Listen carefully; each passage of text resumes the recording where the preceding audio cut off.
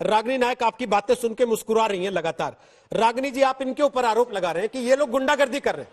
लोकतंत्र में देखिए किस तरीके की गुंडागर्दी है कि एक सरकार को बंधक बना लिया गया। ये आपके ऊपर आरोप लगा रहे हैं कि गुंडागर्दी ये है कि अशोक गहलोत वहां ले जाकर धरना दिलवा रहे हैं और फिर कह रहे हैं कि जनता भी आ जाएगी।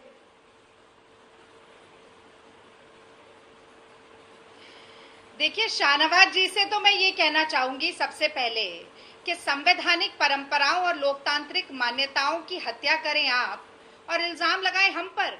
आपने आज पूरी तरह से अपने वक्तव्य में उल्टा चोर कोतवाल को डांटे की जो कहावत है उसे चरितार्थ करके दिखाया है, पहली बात। अब मैं दूसरी बात पर आती हूँ।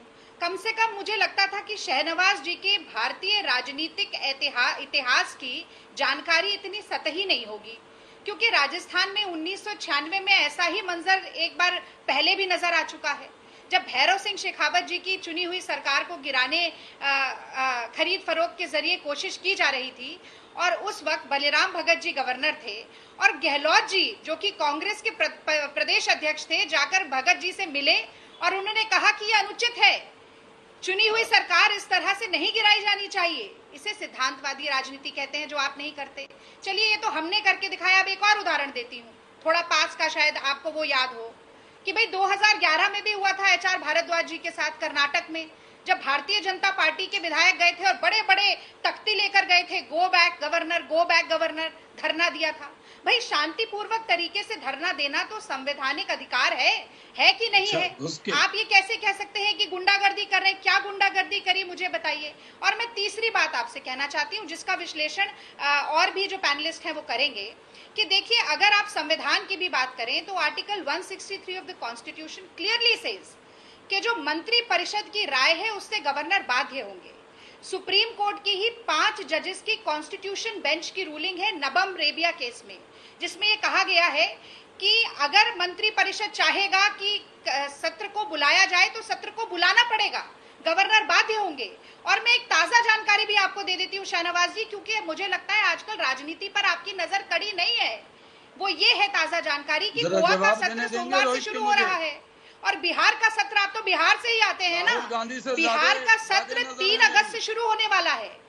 और एक मिनट रोहित जी, मैं बीच में नहीं बोली, प्लीज आधा सेकंड और 30 सेकंड और लूंगी और खत्म करूंगी। और ये भी याद दिला देती हूँ, 29 जनवरी को कोरोना का पहला केस हुआ था। बता दूंगा पहला, सुनिए ना, 29 जनवरी को पहला केस कोरोना का हुआ था। उसके बाद हाउडी ट्रंप व्यवस्थित किया गया सरकार द्वारा, और जब 11 मार्च को WHO ने पेंडेमिक घोषित कर दिया कोरोना को, उसके बाद शिवराज सिंह चौहान जी ने सत्र बुलाकर अपनी शपथ ली है।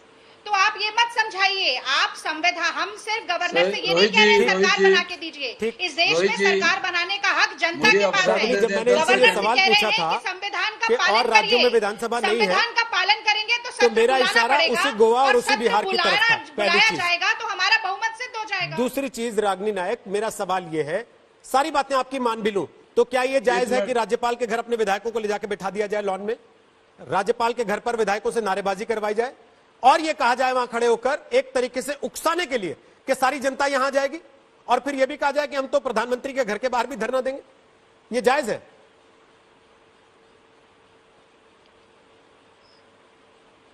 रोहित जी, अगर राजनीतिक समझ जरा सी भी एक व्यक्ति में है तो ये कहा ही जाता है कि लड़ाई सड़क से लेकर संसद या सदन तक लड़ी जाएगी। अभी तो कोर्ट में चल रहा है ना मामला, लेकिन संवैधानिक तरीके से, अहिंसात्मक तरीके से, सुनिए ना, अहिंसात्मक तरीके से हम अपनी बात कहेंगे। कोर्ट की लड़ाई, न्यायिक लड़ाई वहां लड़ी जाएगी, जनता की लड़ाई जनता अपने हिसाब से लड़ेगी और हम अपनी बात कहने के लिए जा सकते हैं। और जनता की लड़ाई का मतलब तो चुनाव होता है ना, कि जनता की लड़ाई का मतलब ये होता है कि बुला के नारा लगवाएंगे और पत्थर चलवा देंगे। सुनिए ना, नहीं, पत्थर चलवाएंगे। आपने तो सबसे पहले रिकॉर्डिंग में दिखाया कि कांग्रेस पार्टी के नेता कह रहे हैं कि पहला पत्थर हम खाएंगे अगर पत्थर चला तो। गांधी के रास्ते पर चलने वाले लोग हैं। अरे, कृष्ण ने भी चेतावनी दी थी हस्तिनापुर में जाकर कौरवों को और कहा था कि आप नासमझी मत करिए, धर्म, नीति और न्याय के मार्ग पर चलिए। धर्म, नीति और न्याय का पालन नहीं होगा तो अहित होगा। नमस्कार, मैं हूं अंजना ओम कश्यप। हमें उम्मीद है ये वीडियो आपको पसंद आया होगा। लेटेस्ट खबरों के लिए यूं ही देखते रहिए आज तक, और इस वीडियो के पसंद आने पर लाइक, शेयर एंड सब्सक्राइब करना ना भूलें।